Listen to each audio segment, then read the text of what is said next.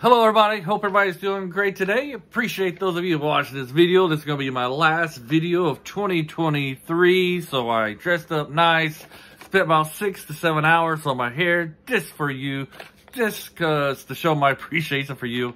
I did those things, you know, and so I figured I would end this year with my best reviews of 2023, like the best shows and movies that I reviewed this past year. Now, I haven't seen every movie and TV show this year, so I'm pretty sure there's some good ones that I left out, but these are the ones I did watch. So hope you appreciate them, hope you enjoy them. If you've seen them, hey, leave some comments below if you think I'm right or if I'm wrong. And, you know, let's have some fun with this. So, number 10 is Wolfman 1941. Wolfman 1941 is the year it was made, but it's just called Wolfman. Back in October, I was watching some of these horror classics because I was never watched them before. I was interested in them, and I find that for me, Wolfman was the best one for me. I liked the story a lot better. It had better special effects, and it had really good special effects, I think, for that time period. Also, if you want to know how a man tried to attract a woman and get her to date him, it has a great scene in there, how in the interactions of the dating scene, I guess you could say, or finding yourself a good mate, as we see our man trying to charm our leading lady. Like I said, the atmosphere was spooky. Of all the old horror, classic horror movies I saw, I feel like this was the scariest of them all, the more spookiest of them all. So if you haven't had a chance to watch the classic Wolfman 1941, made in 1941, check it out. It's really good. Number 9 is going to be Super Mario Brothers. Yes, I got a little note here. Got to keep track of what my numbers are here. But yeah, Super Mario Brothers, a great family movie. Watch it with the whole family. I feel like that the people who made it really did keep the atmosphere and of the video games. What made the video games great, sorry, started there, video games great, was captured in this movie. I love Mario, I love Luigi, and I thought they did a great job with all the characters and Peach and Toad. And hey, love Donkey Kong. Thought Donkey Kong was great in this. Great CGI, very good storytelling. A lot better than the original Super Mario Brothers, you know, the live action with Dennis Hopper. Nothing against Dennis Hopper, but I don't know. They was trying to make it too realistic back in the early 90s. But yes, Super Mario Brothers, that came out this year. Fantastic. Hoping for a sequel. And, you know, it's going to be great. Number 8 I have here is Wednesday from Netflix. You know, Wednesday from Wednesday Addams. I feel like this is another great show that really did pay tribute to the original Addams Family from the TV series. I don't feel like the writers deviated much from what worked from the original series to this. Really thought, was it Jenny Ortega? Trying to remember her name off the top of her head. Did an excellent job of playing Wednesday. You got yourself a little bit of a mystery in this and a little bit of romance.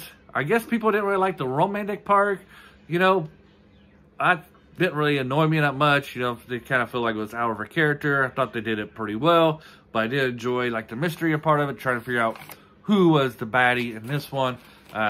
Fantastic photography, and hopefully there's season 2. If not, I'll just enjoy season 1. That leads us to number 7, Behind Your Touch. Now this is a Korean drama. This is a fantastic show. I laughed. It's like 16 episodes. I laughed out loud probably once, at least once in every episode. It's a great comedy. It's about a woman who is a veterinarian who gets these powers because she gets hit by a meteorite. Where she touches somebody's booty, she's able to see all their memories, and this helps her and this cop join together to try to figure out who's killing people in this small town. And so they're doing this investigation. It's very funny. Writing is very clever. It'll get you guessing all the way to the end. I was convinced that this guy was the killer even after he died. That's how good it was, or how stupid I am about this thing. But I love Behind Your Touch. Check it out. You can find that on Netflix. See, so that was number 8. That was number 7, sorry. Number 6, Song of the Bandits. This is also something you can find on Netflix. Found out I watched way too much Netflix this past year. Maybe way too much TV in general, especially with my other stuff going on. But enough of that. Let's get to Song of Bandits. This is also another Korean show. This takes place during the invasion or the occupation of Japan and Korea. This will show you why South Koreans do not, or Koreans in general. I don't know about the North Koreans, but it definitely shows you why South Koreans do not like Japanese to this day. Anyways, the show revolves around these group of people trying to defend their hometown here, and they need to rob a train with government money to help fund their defense of their town. Of course, it goes a little bit wrong, and it has their adventure. Great action scenes, great storytelling, fantastic show. Check out Song of Bandits. Now let's go to number 5, which is The Night Agent.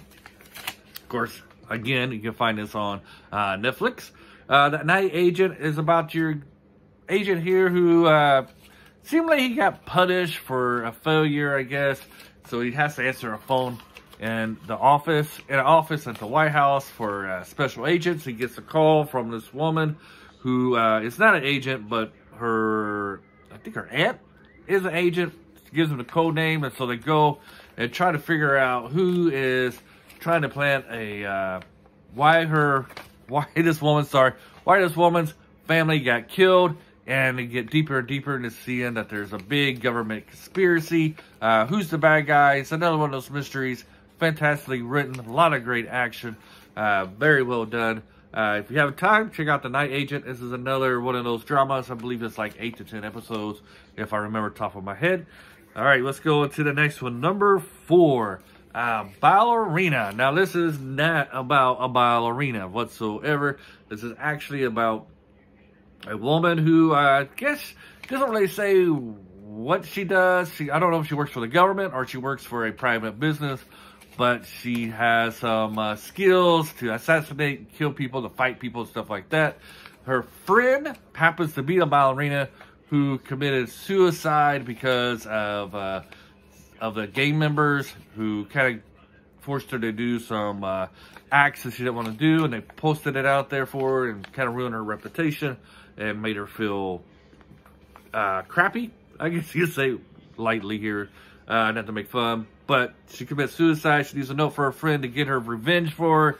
And so her friend fights this gang mafia corporation to get her revenge. Lots of great action. Great movie. Check out The Ballerina. Number 3 is Godzilla -1. This, to me, is probably the best Godzilla ever made. Right up there with the original one.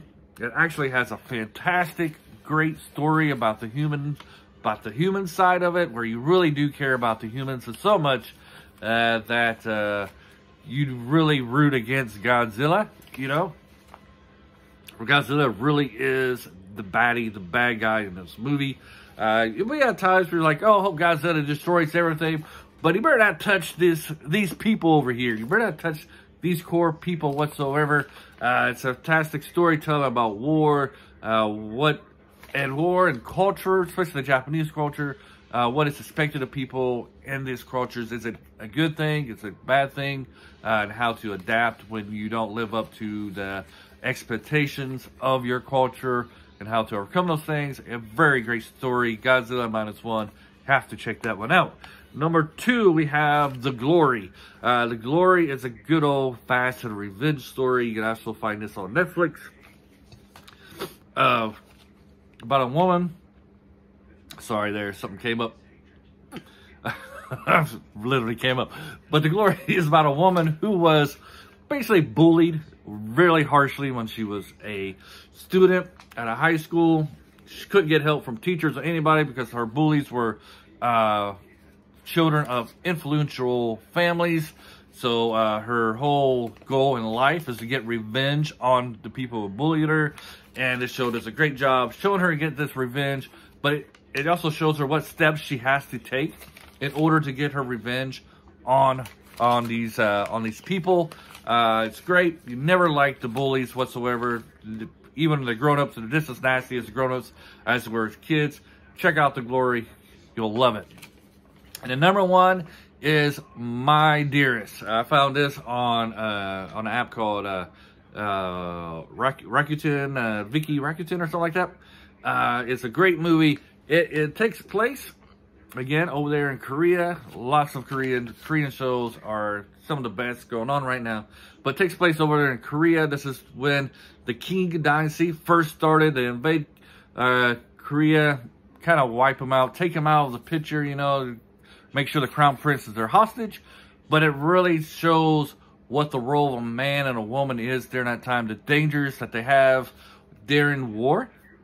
Both the man, you know, on the battlefield, they're dangerous. The women, when the conquering army comes into them, you know, they have their lives to protect, their chastity to protect, the roles that each of them play during this conflict and in life in general. And of course, it is got a love story to go along with it.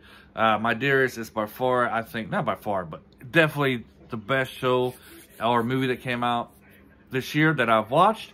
So check out My Dearest. Like I said, it's on Rakuten, Viki or something like Viki Rakuten. I don't know which one's first. It's an app. Great stuff on that app, by the way. But yes, My Dearest is definitely the best show I watched in 2023. Hope you guys enjoyed this top 10.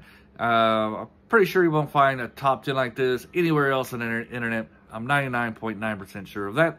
Hope everybody has a great day. Enjoy your New Year's. Stay safe. Don't do anything too wild. And hopefully we'll have some great shows to talk about next year. I'm going to actually try to read some books. This channel meant to be for a book and movies and shows type of review stuff. So I'm going to try to get some book reading done.